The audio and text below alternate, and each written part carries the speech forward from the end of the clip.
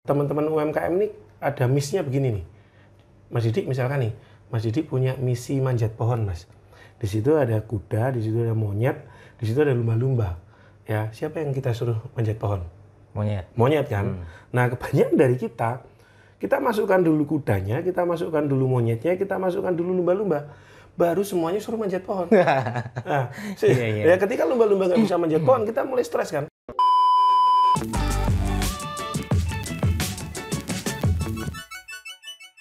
Assalamualaikum warahmatullahi wabarakatuh. Assalamualaikum. Alhamdulillah teman-teman subscriber Didik Arwinsa dimanapun berada.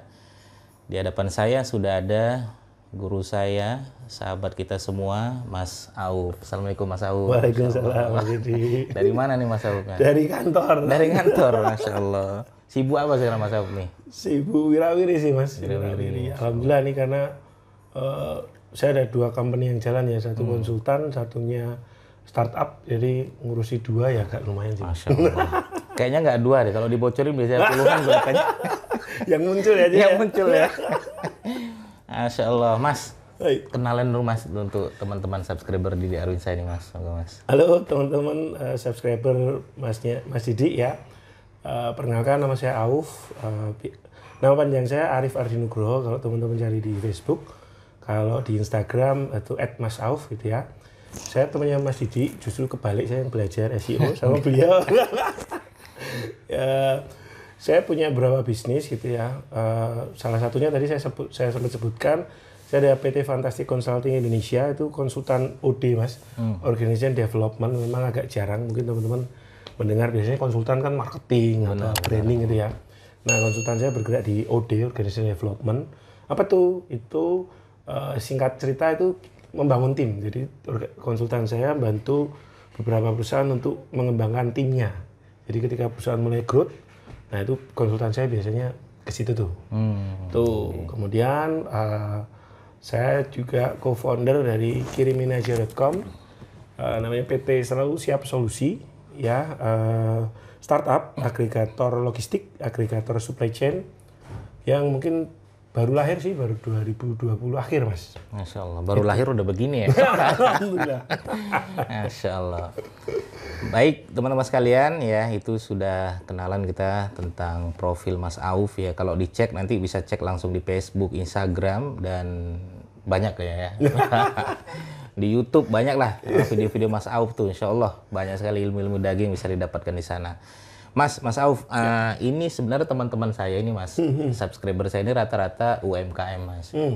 UMKM, teman-teman praktisi bisnis online yang butuh cara memasarkan produk, yang butuh bagaimana mungkin membuat sebuah tim, sebuah usahanya gitu ya. Jadi kebanyakan teman-teman ya mesti merintis nih Mas. Nah, Mas Auf, kasih dong dan saran untuk pemula itu gimana sih Mas sebagai UMKM pemula untuk membuka sebuah usaha. Seperti apa menurut Mas Auf Mas? Jadi gini Mas Didik, saya dulu juga 2008 saya main Google AdSense. Google AdSense ya, jadi main kayak Mas Didik juga SEO gitu, cuma bedanya saya lebih ke blogging. Nah, kemudian saya juga sempat punya rumah makan Mas Didik. Ya nggak banyak sih, cuma 23 cabang. 2017 saya jual, gitu ya. Boleh disebut lah Mas, brandnya boleh disebut. Oh nggak usah, udah saya jual. Iya. Itu kemudian Nah sekarang ketika dikirimin aja ini ada perbedaannya nih Mas. Ya bedanya gimana? Gini, untuk teman-teman UMKM gitu ya. Saya juga berasal dari UMKM, saya bukan berasal dari corporate ya Mas ya, saya berasal dari UMKM, tapi saya banyak belajar nih dengan guru-guru dari corporate. Kayak kalau dikirimin aja, kita komisaris utamanya Pak Budi Satria Isman, itu beliau dulu direktur utamanya Coca-Cola Indonesia. Pak Budi Isman. Ya, Budi Isman itu Paras. Nasution juga ada, itu dulu GM juga, GM-nya Pak Budi, jadi Pak Budi terus GM areanya Pak Paras gitu. Pak Paras itu dikirimin aja COO, jadi Chief Operating Officer-nya. Pak Budi komisaris utamanya. Oke. Gitu. Kalau di akte saya juga komisaris tapi bukan utama. Tapi kalau dikirimin aja, jabatan saya Chief People Officer, Mas. Chief People Officer itu kayak human capital gitu. Nah, ini bedanya teman-teman yang saya dapat polanya nih. Jadi kalau dulu ketika saya mulai bisnis, mindset UMKM ya pertama-tama adalah kalau saya mau buka bisnis, saya akan melihat tetangga saya, teman saya, saudara saya, atau circle terdekat saya dulu nih, ya. Sehingga misalkan nih, aku lihat Mas Didik nih jualan pancake gitu kan. Nah, aku bikin pancake juga nih. Oke, gimana Mas Didik caranya? Oh, caranya ini. Ya, terus aku tahu nih omsetnya Mas Didik, misalkan, Mas Didik ini omsetnya misalkan sebulan nih 10 miliar. Nah, akhirnya itu menjadi atap atau batas atas saya yang saya tetapkan dari awal. Batasan saya, batasan Mas Didik. Contohnya dulu juga ketika saya sendiri buka rumah makan, waktu itu saya lihat rumah makannya saudara saya, wih rame ya. Gimana cara dia mengelola, bagaimana cara berpikirnya itu tak pakai tuh. Sehingga dulu saya tanya misalkan, omsetmu berapa? Misalkan omsetnya 100 juta misal gitu ya. Omsetnya 100 juta Mas sebulan. Oh, gimana cara mengelola? Ini cari aja orang-orang yang nganggur tuh kita ajak bekerja gitu kan. Nah, singkat cerita, ini kejadian nih mindset UMKM di awal. Saya ngikutin Mas, saya ngikutin stylenya dia. Hingga satu titik waktu itu cabang saya lebih banyak daripada dia nih. Lalu saya mulai kebingungan. Karena standar saya tadi standarnya yang saya temui pertama. Iya, temui pertama. Lah padahal dengan tadi cabang lebih banyak daripada dia, mengelolanya nggak bisa sama. Nah, ini saya dapatkan polanya ketika saya mulai build kirimin aja. Kebetulan saya belajar organization development, sama Pak Budi Isman itu juga S2-nya OD, organization development. Dan itu memang nggak banyak ya di Indonesia. Nah, saya terapkan tuh apa yang saya pelajari kan di kirimin aja ini. Bedanya adalah ketika kita pakai cara corporate, Mas, yang dilihat pertama adalah industri sama kategori. Oke. Jadi ketika dia mau mulai bisnis, kita cek dulu, kita riset pasar, industri apa yang akan growth 5-10 tahun ke depan, dan kita lihat nih bagaimana kondisinya 5-10 tahun ke belakang. Nah, disitulah pembedanya. Pembedanya bagaimana? Gini, ketika saya pakai mindset corporate, saya akan cek industrinya. Nah, kirimin aja itu kita menentukan kita ini masuk ke industri teknologi, Mas. Kategorinya logistik. Logistik. Ya, jadi bukan industri logistik, tapi kategorinya teknologi bukan. Tapi industrinya teknologi, kategorinya logistik. Nah, ini beda banget nanti. Karena kalau saya menentukan industrinya logistik, saya akan cek data-data logistik. Tapi karena saya menentukan industrinya teknologi, saya mencari data-data tentang teknologi. Yang waktu itu yang kita cek adalah ada istilahnya Mas, TAM, Total Addressable Market. Nah, ini berapa besar sih uang beredar di situ tuh, di industri itu. Nah, waktu itu 2020 kita cek datanya e-commerce transaction. Berapa sih besaran e-commerce transaction di Indonesia 2020? Nah, angkanya ternyata Mas, 216 triliun. 216 triliun itu TAM tuh, Total Addressable Market ya. Pasarnya segitu. Wah. Nah, otomatis kan atap saya kan sudah langsung beda tuh Mas. Udah beda lagi dong. Iya kan, beda kan. Ketika lebih tinggi lagi. Iya, ketika tadi saya buka rumah makan, saya lihatnya angkanya ratusan juta.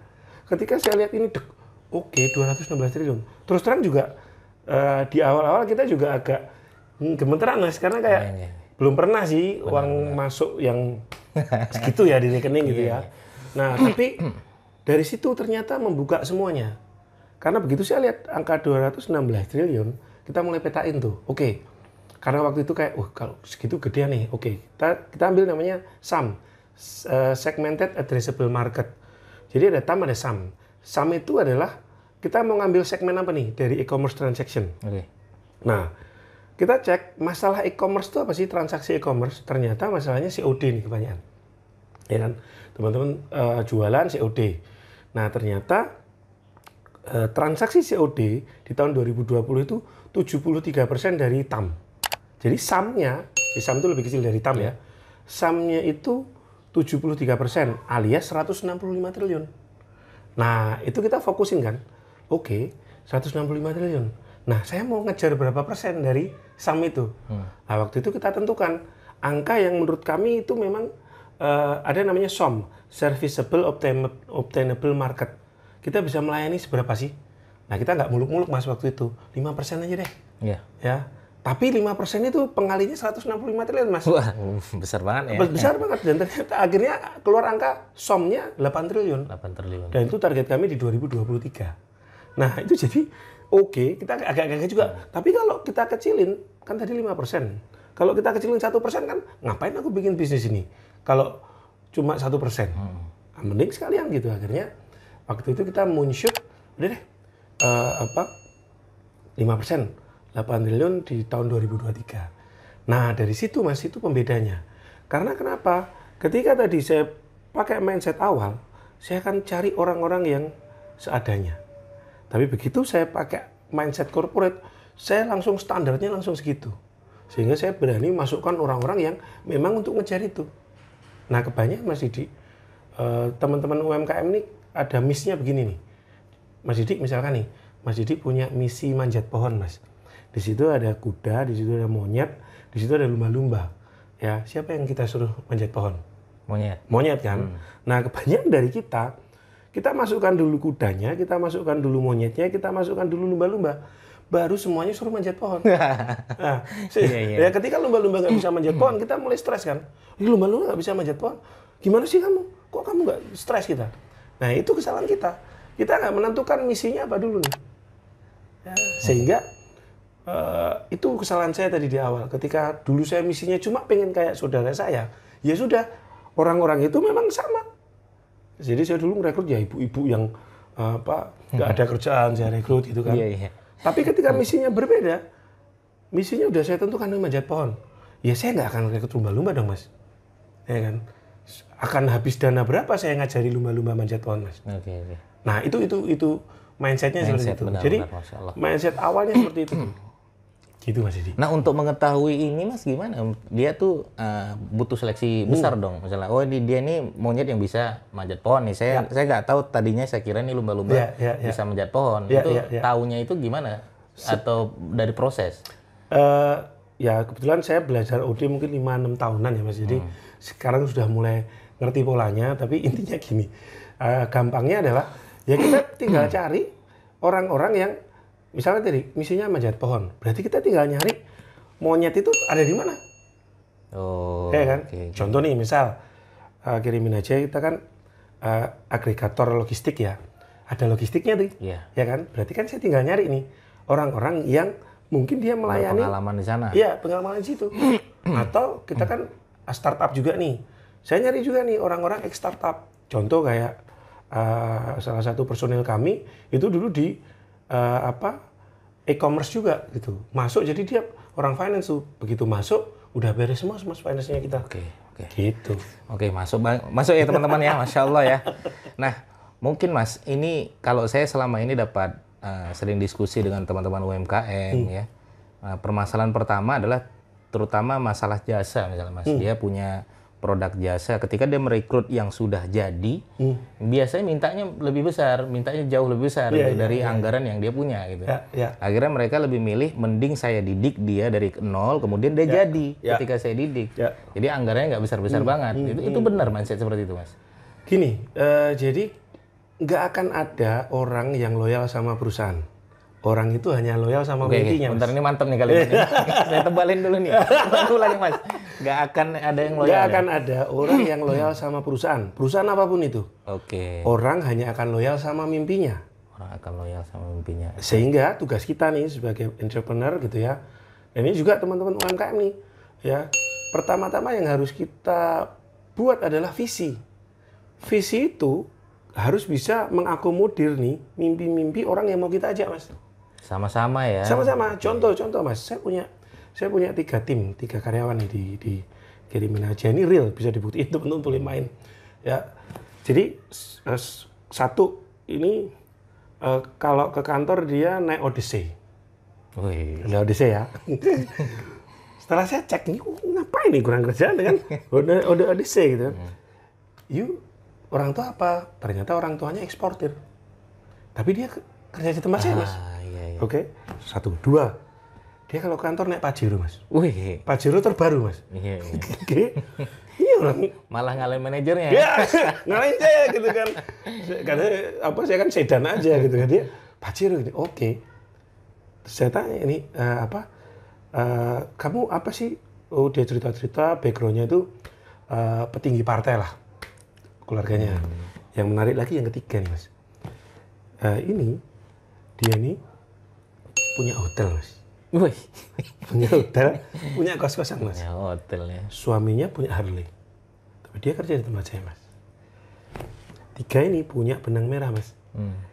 Mereka punya mimpi yang sama, yang mereka lihat dikirimin aja, dengan visi kirimin aja, mereka melihat mimpi itu terlewati oleh visi kirimin aja. Oh, selaras dengan apa yang mereka mimpikan juga ya, dengan visinya kirimin aja gitu ya. Dan kalau kita ngomong range salary-nya, ya nggak gede-gede amat tuh, Mas. Karena mereka nggak, contoh nih ya, yang punya hotel ini, Mas, gajinya dia mungkin cuma bisa buat beli lipstiknya dia, kayak atau untuk ini ya. Karena dia punya hotel, punya kos-kosan. Tapi dia fun. Kenapa? Dulu saya tanya, kamu ngapain sih, Mbak? Kok ribet-ribet di sini? Mas, aku tuh nggak bisa diem orangnya. Kalau aku ngurusi hotel, aku cuma gitu-gitu doang. Dan aku tuh seneng berkarir. Lah, aku melihat kirimin aja ini bertumbuh nih. Kebetulan dia salah satu tim. Jadi tahun kemarin kita pindah kantor 4 kali, Mas. Karena growth-nya lumayan lah. Dari cuma 5, 14, 40 sampai sekarang alhamdulillah berhari ini kalau nggak salah 142 kalau nggak salah. Masya Allah ya. Nah dia ngikutin dari 20 ke 40. Dia masuk di situ tuh. Nah dia melihat ini aku pengen, Mas, menjadi bagian dari sesuatu yang dibangun dari kecil menjadi besar. Itu mimpi. Gitu, Mas. Jadi kalau teman-teman nggak punya visi, nanti endingnya seperti itu, Mas, biasanya. Oke, berarti tentukan dulu visinya yang kuat dulu ya. Betul, Mas. Karena gini, orang nanti kan tadi kan dia kan loyal sama mimpinya. Nah, orang itu senang menjadi part of something big, Mas. Dia senang menjadi bagian yang besar. Ini kejadian nih, beberapa teman-teman yang kemarin juga, teman-teman Immerse ya, yang main Facebook. Mungkin ini kejadian juga ya di teman-teman yang advertiser, ada advertisernya kan. Ada, dia nanya, Mas, ini tuh advertiserku tuh sudah tahu ilmunya, udah bikin sendiri gitu kan, udah tahu ini terus gimana nih, berarti mimpimu kurang gede. Wah, iya gitu. Sering begitu, Mas. Bahkan ada yang baru udah diajarin, udah ikut workshop kemana-mana malah dia keluar gitu kan. Sering begitu, karena mimpinya kita yang kurang gede, kita nggak bisa memfasilitasi itu. Dikirimin aja, kita punya advertiser juga, Mas, 5 orang malah, tapi mereka mau join tuh. Mau join ya. Dan mereka ketika saya tanya ini kan kamu ini enggak, Mas, aku seneng ini tuh kayak pergerakan untuk ekonomi Indonesia. Oke. Ini bukan, kita nggak ngomong tentang gaji atau apa, Mas, gitu. Jadi kalau teman-teman ada kejadian kayak gitu, Mas, mimpinya kurang gede. Nah, Masya Allah ya teman-teman sekalian ya. Untuk membesarkan mimpi gimana, Mas? Karena kan kita banyak UMKM yang nggak pede dengan mimpi yang besar, Mas. Gitu. Betul. Kalau teman-teman itu mimpinya nggak besar, berarti teman-teman sedang mengecilkan Tuhan ya, teman-teman. Gitu kan? Iya. Ya kan? Karena ya nggak mungkin di dunia ini cuma 2 tuh, Mas. 1 menjadi Tuhan, yang kedua menyenangkan semua orang. Itu aja kan. Artinya kalau kita yakin Tuhan kita maha besar, kenapa kita cuma ngimpi aja loh, cuma ngimpi, Mas. Membayangkan. Nah, teknisnya gimana supaya teman-teman mimpinya besar? Ubah circle deh. Ubah lingkaran bergaul. Gitu. Kan ada hadisnya itu ya, kalau berteman dengan penjual minyak wangi, kita kecipratan wanginya. Masya Allah. Nah, gitu sih, Mas. Iya. Masya Allah, Mas. Kalau kita cerita ini tentang UMKM, pasti kan apalagi sekarang sudah melihat, saya melihat sebenarnya pergerakan kirimin aja juga saya udah melihat dari awal nih, Mas.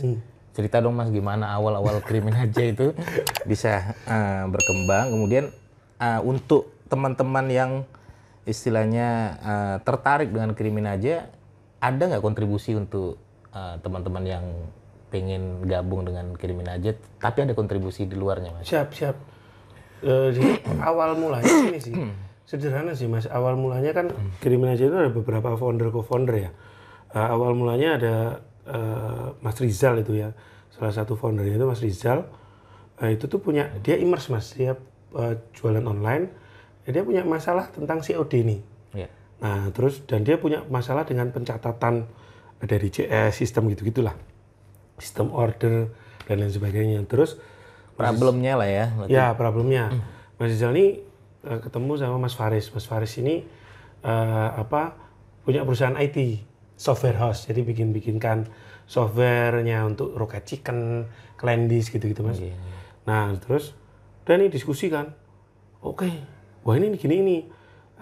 Dan Mas Rizal ini juga kenal saya. Mas, ayo kita bikin ini. Terus waktu itu kita diskusi. Ya tadi kita cek. Wih, marketnya segede ini loh. Iya. Ya kan. Tadi Mas. Mulainya kita dari masalah mindset corporate tadi, problem ya, kemudian. Betul. Jadi industrinya apa yang mau kita masukin, lalu kita cek masalah di situ. Karena pembunuh startup atau pembunuh bisnis nomor 1, no market need, nggak ada pasar yang butuhin. Oh, oke. Kebanyakan teman-teman UMKM ketika bikin bisnis dia mulai dari produk, bukan dari masalah. Oke. Berarti problem dulu baru produk. Betul. Ya. Itu yang benar ya Mas? Betul. Ini yang saya alami ya. Okay. Karena nanti akan ketemu yang namanya PMF Mas, product market fit. Ya product market fit itu apa? Produk yang kita ini nggak usah terlalu kenceng jualan, tapi orang itu nyari.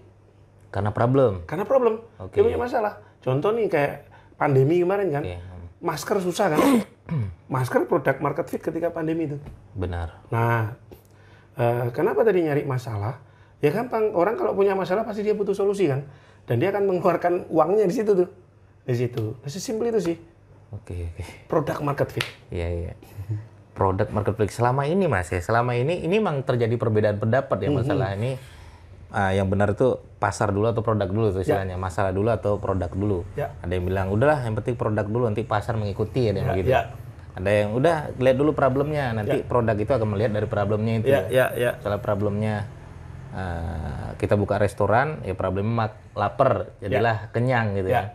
Nah, berarti kalau orang yang sudah terlanjur membuat sebuah produk, Mas, dia nggak tahu nih problem yang dihadapi orang-orang gitu. Kayak saya kemarin Mas baru ketemu dengan puluhan emak-emak ya. Mereka sudah ada produk nih. Ya ditanya ini produk, masalah yang dari pasar apa sebenarnya? Nggak ada yang tahu. Yang penting ini produk aja sih. Produk sekedar untuk olahan makanan gitu doang. Paling masalahnya ya orang-orang yang lapar pengen makan itu. Itu gimana Mas? Orang yang sudah ada bikin produk ya? Nah, tapi bingung untuk menentukan nih kemana arahnya di pasar. Ya kalau sudah ada produk, satu saran saya cek aja industri itu apa. Industri itu gimana? Gampangnya gini, lebih mudah nampung air di daerah yang hujannya deras daripada nampung air di daerah yang nggak ada hujan, Mas. Oh iya. Iya kan? Kirimin Aja itu salah satunya. Kenapa kita bisa scale secepat ini gitu ya. Jadi saya cerita pertumbuhannya 4 kali lipat gitu ya. Pindah kantor 4 kali maksudnya. Nah kemudian budget iklan. Dan saya belum ke sana lagi. Budget iklan pun tahun ini kita naik 70 kali lipat, Mas. Jadi Masya Allah ya, luar biasa nih ya. Kenapa bisa secepat itu? Karena hujannya deras, selesai Mas. Hujannya deras, ya. Udah, kita tinggal bangun kolam renang aja. Penampung yang besar gitu penampung ya. yang besar gitu kan. Nah, kalau teman-teman yang mulai dari produk, ya ada mazhab yang memang kebanyakan teman-teman UMKM seperti itu. Nah, tinggal dicek aja ke yang beli itu, kenapa dia beli produknya teman-teman. Oke. Tapi jangan cuma misalkan, karena enak. Enggak, mesti enggak itu. Cari tahu alasan di balik alasan.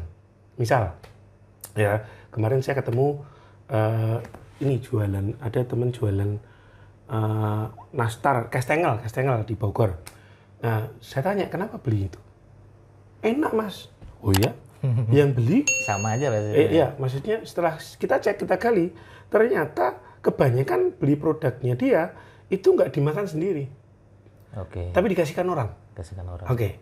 Berarti kan bukan masalah enak toh? Iya. Oke, kenapa dia beli? Karena menurut saya dia beli karena pantas untuk dikasihkan orang. Oke. Ada yang lebih urgent lagi ya, yaitu pantas untuk dikasihkan orang. Betul. Kayak misalkan nih, contoh ya, oleh-oleh Mas. Oleh-oleh. Ini kejadian nih. Nah, dulu di kita itu tuh terkenal Amanda Brownies ya.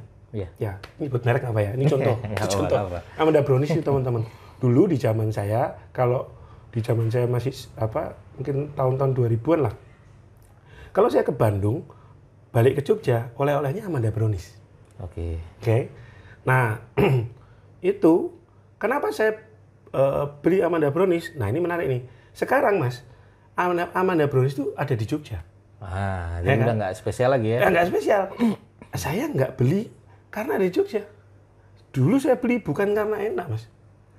Karena saya pengen, ya enak ya, itu standar. Ada nilai standarnya, enak lah. Tapi itu tuh kayak kasih sayang saya yang baru. Saya pengen menunjukkan kasih sayang saya ke orang yang saya kasih oleh-oleh. Ya, karena saya habis bepergian dari luar kota. Nah, itu Mas. Oke, berarti itu lebih ke nilai khas gitu mungkin Mas ya? Nilai khas gini. Ada kemarin kejadian ini. Ada teman nih, aku udah jual restoran nih Mas. Aku udah jual nih makananku murah nih. Kok nggak rame ya? Padahal makananku enak. Ya. Lalu saya tanya, loh emang makananmu itu menyelesaikan masalah apa? Dia bilang gini, makananku itu menyelesaikan masalah banyak orang ingin makan enak tapi nggak punya duit. Oke, itu problemnya dia ya? Itu problemnya, katanya itu toh. Kita tinggal cocokin aja. Banyak orang pengen makan enak tapi nggak punya duit.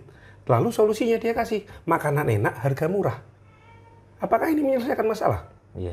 Saya ulang lagi kalimatnya. Bedah ya. Banyak orang pengen makan enak tapi nggak punya duit. Dikasih solusi, makanan enak tapi harga murah. Apakah menyelesaikan masalah ini? Coba cek ujungnya tadi. Banyak orang pengen makan enak tapi tidak punya duit. Orang ini nggak punya kurang duit ya? Bukan kurang duit, tidak punya duit. Dikasih makanan enak, harga murah, lah dia nggak punya duit Mas. Kan nggak bisa kan? Iya.